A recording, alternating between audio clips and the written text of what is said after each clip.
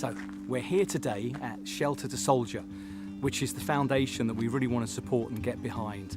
And today we're going to learn about how they actually get a dog from the shelter, how they actually look at what kind of dog we're going to get from the shelter to be trained up throughout the year, and the training that they go through. We're going to meet some amazing people today.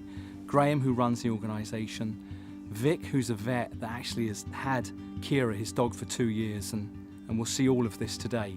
So let's go on through and see what we've got going on and see what we can do. So I'm going to introduce you to a really very special guy, Graham, who, believe it or not, I've known for quite a long time. He trained 2 of my dogs, Tonka and Mina, some time ago. You know, things happen for a reason. So Graham, I'm so chuffed that it's you that has this organisation, because I know how good you are with training the dogs. And let us know why you started it and where we are today. Sure. You know, it's a long story, and I'll give you the short version, but I've been a dog trainer in the community in San Diego now for about 15 years, and started at local shelters, blood, sweat, and tears, rehabilitating dogs that were potentially deemed unadoptable and finding ways to work through these behaviors to make them adoptable. For years, I trained service dogs privately. It was fulfilling and fun because you're still helping people, but at the end of the day, I was doing it as my job. Yeah. And there's more to taking my skill set and what I know how to do and putting it to work to give back.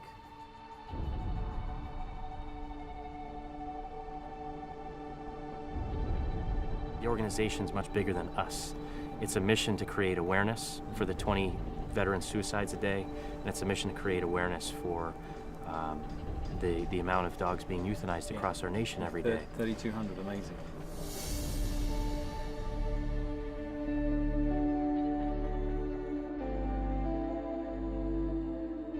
People volunteered their time, and we started the organization, and bit by bit, with more support from companies like yourself at Unite, we are growing, and we're able to help more dogs and more veterans. We have 9 dogs placed, already matched with veterans. Which is incredible, because 9 dogs in, but they're all placed. So that, to me, shows that you could probably take 90 if you could. I mean, it must be, you know. We need more room, more dogs. Yeah, there's room for growth, because the wait list and the application list of veterans is never ending, sadly. Yeah. And the list of dogs that need to get out of shelters and rescue groups is currently never ending and too. that'll never end. Yeah, that's No. never going to end. We're here for the long haul. We're ready to help more and more. We're growing gradually to make sure we keep up with the growth. But, you know, the bottom line is we want to answer the call, and we're doing that.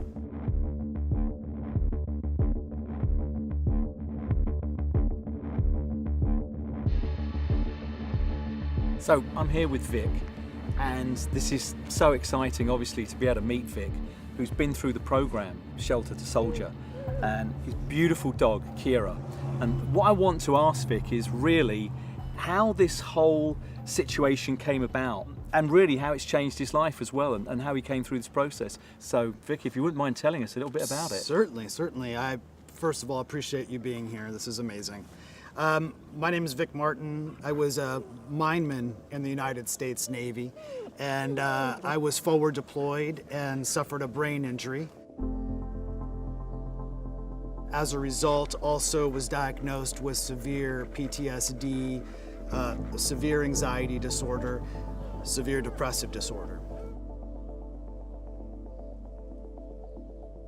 I have 2 daughters and a son, and I found myself with this brand new diagnosis and not really knowing how to handle it or how to deal with it. I wouldn't check the voice messages on my phone. I wouldn't check the mail. I was afraid to leave my house, and as a result, my daughters suffered. My daughters had lost a father for a time, and it was difficult to always have to tell them no. I couldn't go out in public. I couldn't go to their school for an open house or a function, a fair. I was trapped and imprisoned in my own home. And my wife found this organization, Shelter to Soldier, as kind of a last-ditch effort. I was contemplating suicide and had told her about it because I didn't want my children to keep going through this. I wanted to have an endpoint, and I wanted them to be able to heal. And I thought that if I was gone after a period of time,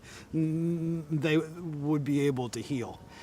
And she found this organization, Shelter to Soldier, and said, "Hey, will you give this one shot?" And I said, "Sure." And when I went to go meet Graham, it was the first time I had been out of my house in 6 months. Yeah. I was scared to death. But I had this hope, and I had this belief that something could happen to change where I was. And the first meeting that I had with Graham, there was this light at the end of the tunnel that was created. And when I met Kira, the light got brighter. Yeah. And we graduated, and the relationship just got stronger and stronger. And she was doing things that she wasn't trained to do, that she was picking up on. Yeah. And she was forcing me out of the house, and she was making me secure enough to be able to go to my daughter's celebrations at her school and whatnot. And so it was awesome to see. You can hear her whining right now because she hears my voice, and she knows that I'm tense, that my anxiety is high.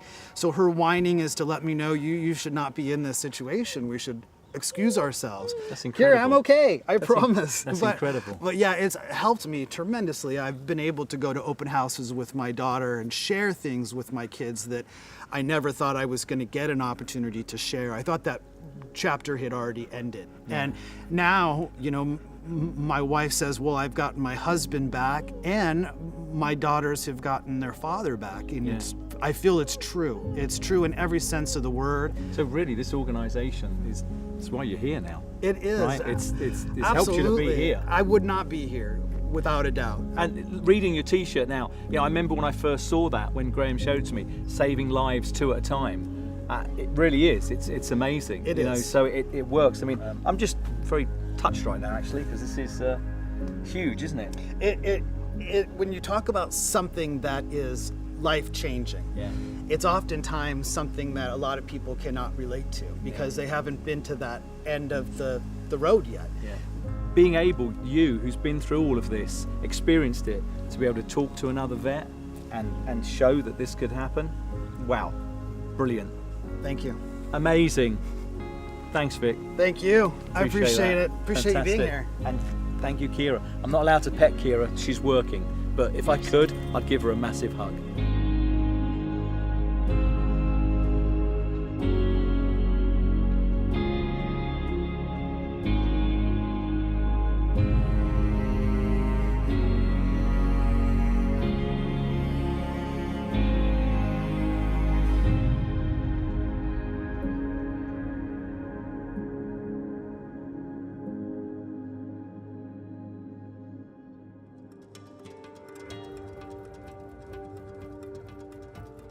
We're at the San Diego Animal Shelter, and this is where there's obviously a lot of dogs here, which you can hear in the background, and we're hoping to get the right ones. So Graham's here. Hey, Graham.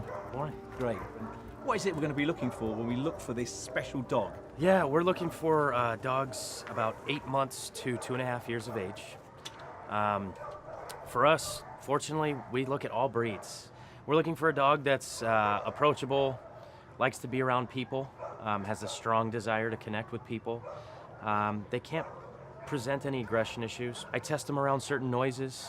I look for what motivates them, their drive motivators. So I've got toys, cool. treats, Cool. see what they want to work for. Yeah. No major medical issues because these dogs are going to be working Right. all day, right? Going on airplanes, Yeah. maybe going to school, going to a job site. An age limit, obviously, I mean, because we want this dog to last some time, Yeah, don't so we're we? looking at the oldest dog that we'll adopt into our program is 2.5, Okay. given that they're with us 12 to 18 months for training. You know, so they're about 3.5 at the oldest at adoption. We go row by row. We're looking at dogs 40 pounds to 75 pounds. So we're trying to make life as easy as we can, both on the dog and the recipient. So, a lot of things to think about. Yeah, you've got a look lot at to here. consider, and so when we're walking through the kennels, we're looking at all of those factors. So this is where Graham's going to be evaluating the dogs and checking them out as he walks down. So we'll let him walk down and see what he finds.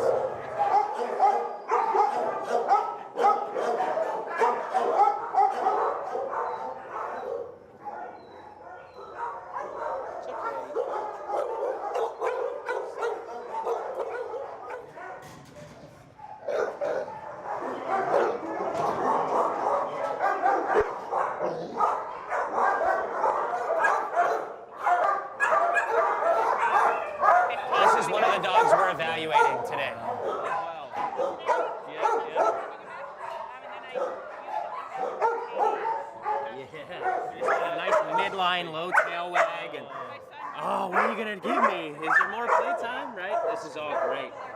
Great postures, great response. This is a breed that needs a job, the Belgian Malinois. So we'll talk more in the yard about it. On the other side.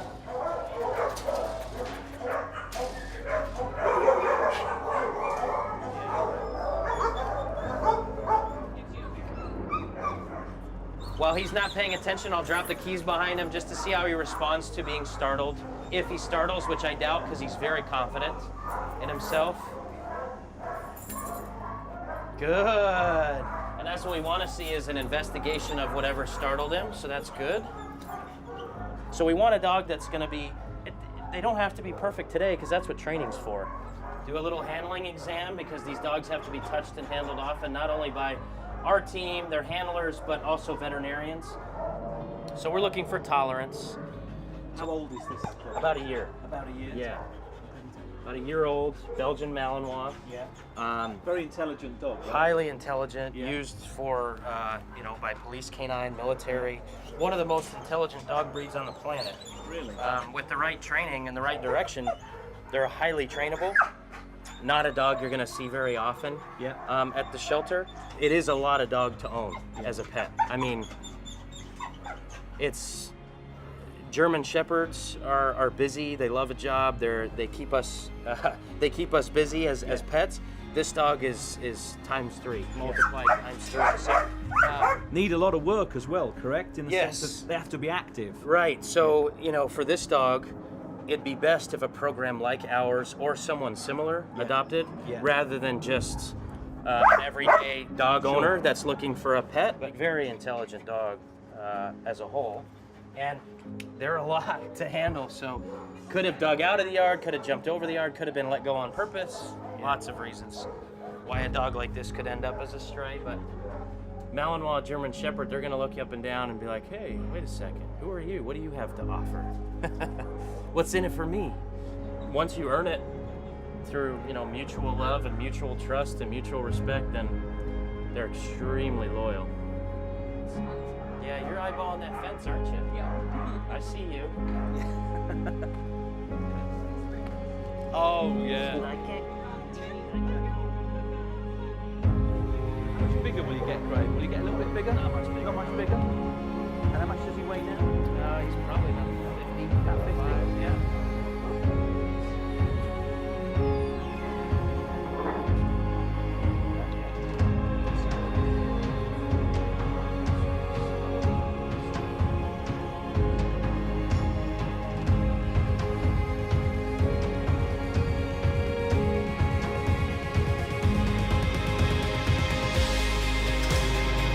Another dog out of the shelter? Go ahead. I'm free! I'm free! Let's go!